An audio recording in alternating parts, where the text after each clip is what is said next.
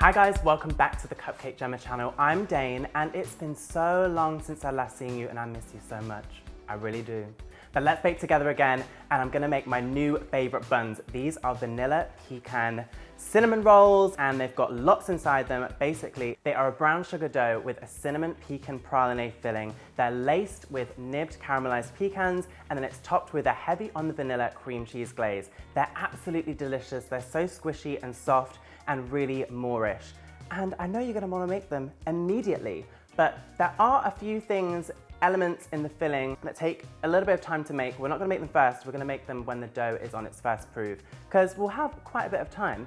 So the first thing you're gonna actually need to do is preheat your oven to 175 degrees. I don't need to do that because I've already done that part, but we're gonna toast some pecans. So you'll need 330 grams in total. I like to separate them into 180 grams and 130 grams, which is the two different parts that you're gonna need for this recipe. The 180 grams, I like to chop them up into kind of small nibbed pieces because then when you toast them, you get that toastedness on the outside of the nut. You're not gonna toast the whole nut. And then on the inside, when you chop into it, it's not gonna be toasted. But the 130 grams of pecans, just leave whole because we're gonna mix sugar with them and blitz that into a pecan praline, so it's not gonna make a difference. So you just need to toast them in the oven for about 10 minutes on a baking tray. You'll know when they're done when they start to go a deeper golden brown color and you'll start to smell them as well. First things first, we need to make the dough. So I've got in here 135 grams of whole milk, just going straight into the bowl of my mixer.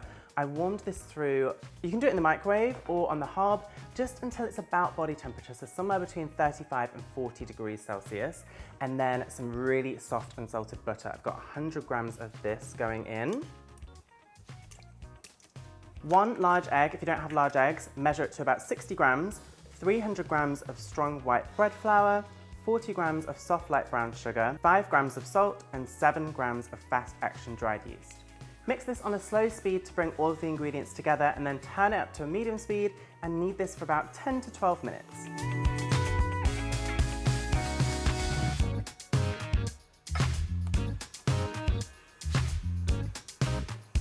Oh my god, it's doing like the bunny hop off of the table.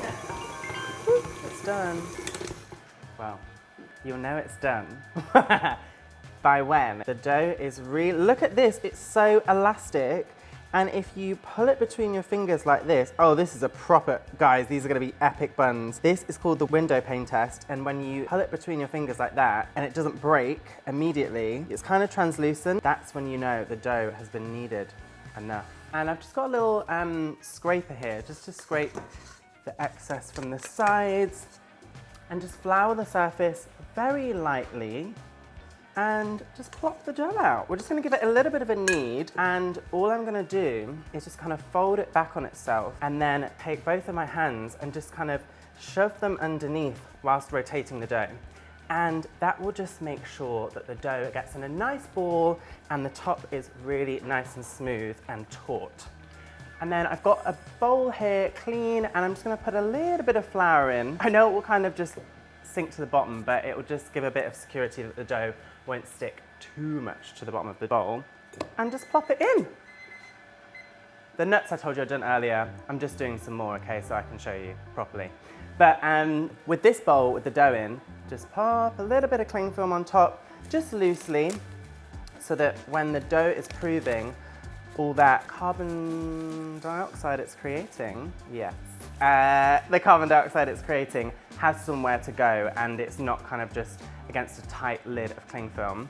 So pop it like there. I'm gonna just open this oven, let it cool down a little bit and pop this into proof. Somewhere warm is really ideal. So an oven that's been off for about 10-15 minutes with door ajar is perfect. You wanna wait till it's doubled in size. This will take about 40 to 45 minutes. Push your finger on the top and when it springs back about halfway, it's done. My dough is proving in the oven, it's turned off, but it's still a little bit warm. Now we're gonna make the caramelized pecans to go in the filling and on the top.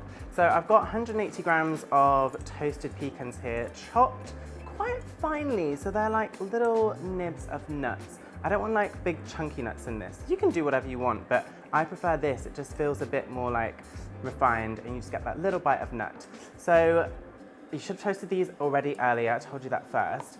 I've got 25 grams of soft light brown sugar. It's just going straight into this saucepan that is already on, a little shallow frying pan. I've got a pinch of salt and also just a tablespoon and a half of water. Make sure that water coats the sugar. Pop all the pecans in. And basically what's going to happen with this is the water is going to evaporate and leave behind this kind of sugary crust on the nut. You'll know when they're done when the nuts don't look wet anymore, they look kind of dry. The nuts are done. They're looking nice and dry, they're caramelized. Once they're ready, just pop them straight into or onto a tray, just to leave them to cool down. And they're so crunchy, I can't wait to eat this. The pan is nice and dry, so it's ready to make the pecan praline for the praline.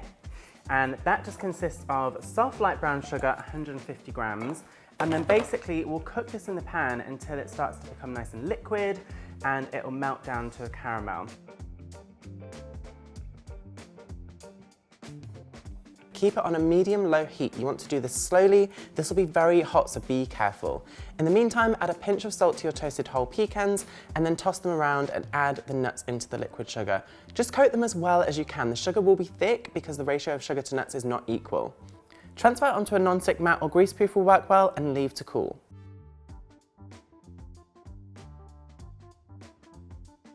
Whilst we wait for the pecan praline to cool down before we blitz it to make the paste, we can make the cinnamon butter filling. So I've got 130 grams of soft light brown sugar. I've got 80 grams of really soft unsalted butter, also going in there. 1 teaspoon of ground cinnamon and also 1 teaspoon of vanilla extract. You can also get this vanilla extract on CAKESTAGRAM. We haven't mentioned that in a while, have we? But you know what? It is the best vanilla out there, and I always like to keep a stash at home. Little do they, no one knows, but shh, it's our secret. We'll just mush this all together because the butter's really soft. You can just do it by hand until it becomes a nice sugary buttery paste. This filling is super soft, and that is exactly what we want because when we spread it on the dough, we don't want to tear it. So now that's done, we can move on to breaking these shiny sugary nuts that we made earlier. I've kind of made spun sugar as well at the same time, but I'm just going to pop it in the food processor, break it up a little bit, and then I'm just going to pop the lid on, blitz it until it's a paste, and depending on how good your processor is, you might need to scrape it down a couple of times and just blitz it until it's smooth.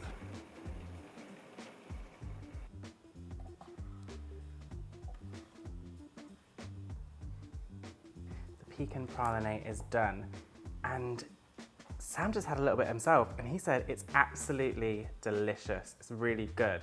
So this is it. It's basically a nut paste, and the one I prepared earlier because I thought, oh, I'll have to make one, looks so different, right? They're the same thing, but it just depends on how long you roast the nuts for and how far you take the sugar. I took this one a little bit further on both of those elements, and it just deepens the flavor. So it really depends on your preference. But we've got 3 of the fillings ready. Now we're gonna make the topping because the dough is nearly proved. It's got a couple more minutes, so we can do one more thing, and I'm gonna make the cream cheese glaze. Now this is basically a cream cheese icing. It's got 85 grams of cream cheese, and then I've got 20 grams of really soft unsalted butter, and I'm just gonna beat them together until it's really well combined.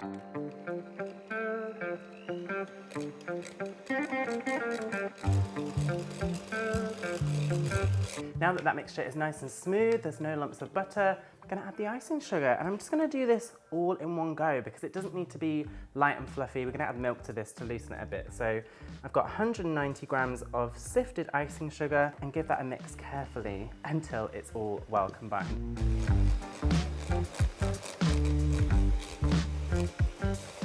Then I'm just going to add half a tablespoon of vanilla extract.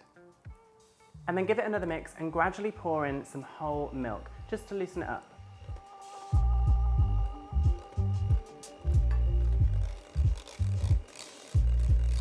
The dough has proved for about 45 minutes, it's doubled in size, and when I push my finger into it, it springs back about halfway, which is perfect. So we'll get rid of the cling film and then lightly flour the surface again. Look at that. Comes out nice and easily because there's that butter in the dough, and also we floured the bottom of the bowl. So I'll just give it a tiny bit of a knead just to knock back the dough and just get all of the excess air out, because we're going to proof this again. So roll it into a little ball, just flour the surface a little bit more so it doesn't stick. And then we're going to roll it out into a rough rectangle. You want this to be about 9 inches by 13 inches.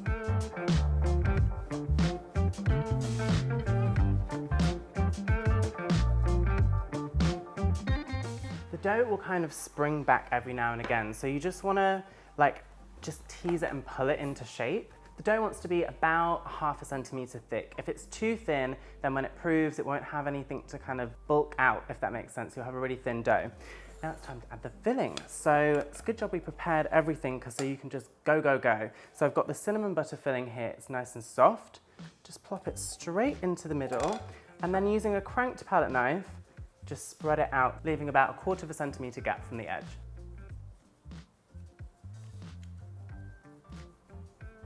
And that's why it's so important to have the butter really soft in this filling so that you don't tear the dough, because as you can see, it's already kind of shrinking back on itself a little bit.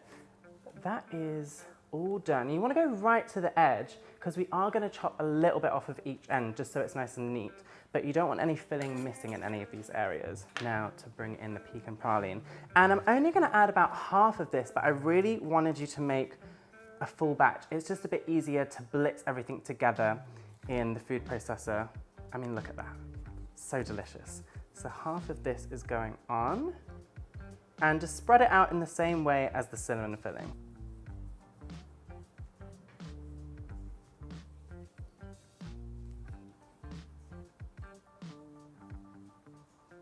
Now the only thing left to do is sprinkle these nuts, and they are so crunchy. I said this to Nikki earlier, she couldn't care less. But it's fine, because I know you guys care. Just sprinkle them on liberally. Again, I think we've made too many, but honestly, I know you're gonna wanna make these buns again, so I'm just preparing you for next time. So now we're gonna roll it lengthways. So I'm gonna roll it this way towards you, and just try and keep the first one, just fold it up so it's a little bit tight, and then just roly-poly it up.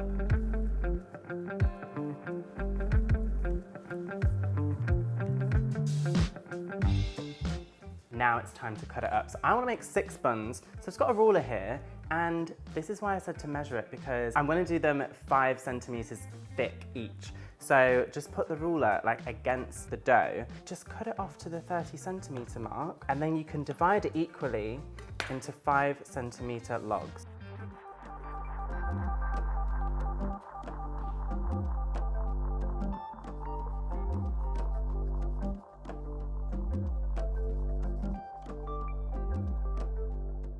Okay, so these are all 5 centimeters, and look at this.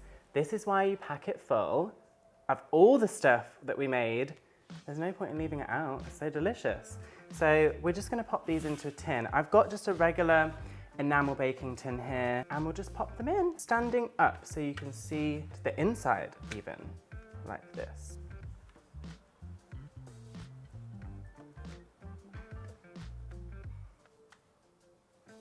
They're all in the tin. And the way I put them in also is that end joint of the swirl, where it ended when we rolled it up, inside. So they're facing inwards, because then when it proves and it grows and it expands and they bake as well, this swirly bit here will bake inwards and not outwards. So if there is a chance that the swirl might kind of unravel, at least it'll be inside.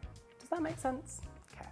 We're gonna put some cling film back on top and do another prove back in the slightly warm oven, just loosely there, for about 40 minutes until they've doubled in size, and then the push again with the finger, it springs back halfway, they're done. And before we bake them, I'm just gonna brush them with a little bit of egg and milk mixed together, and this will make them nice and shiny and add an extra depth of flavor as well. Preheat the oven to 185 degrees, and they just need to bake for 15 minutes.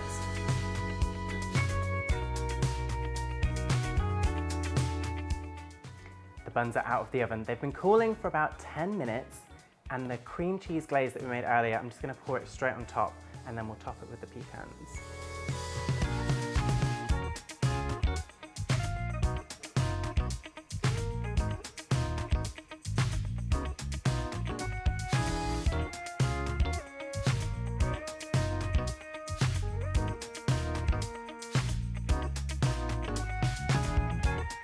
There they are, incredible. I can't wait to tuck in. So I've got a small cranked palette knife here to just lift one out. They're still warm. Are they too warm? Never. Okay. Oh wow. It's super squishy. It's kind of syrupy from the praline, the buttery filling. It's so soft and squishy. It's that ultimate textural experience because you've got the crunch from those caramelized pecans, you've got the buttery filling, it's kind of soaked into the dough, and then you've got the creaminess of that glaze. It is all quite sweet, but you notice that I put a sprinkle of salt into each element of this so it kind of balanced it out. They're just incredible. And I see you taking notes in your notepad because I know you're gonna make these ASAP. And if you do, make sure you share your pictures and videos with us on Instagram at CupcakeJammer and hashtag CupcakeJammer and at Dane Pemberton because I love to see your bakes always. I can't wait for you to make these and taste them because they are uber delicious. Right, that's it from me. I'll see you on the next video and I'll try not to make it too long next time. Bye.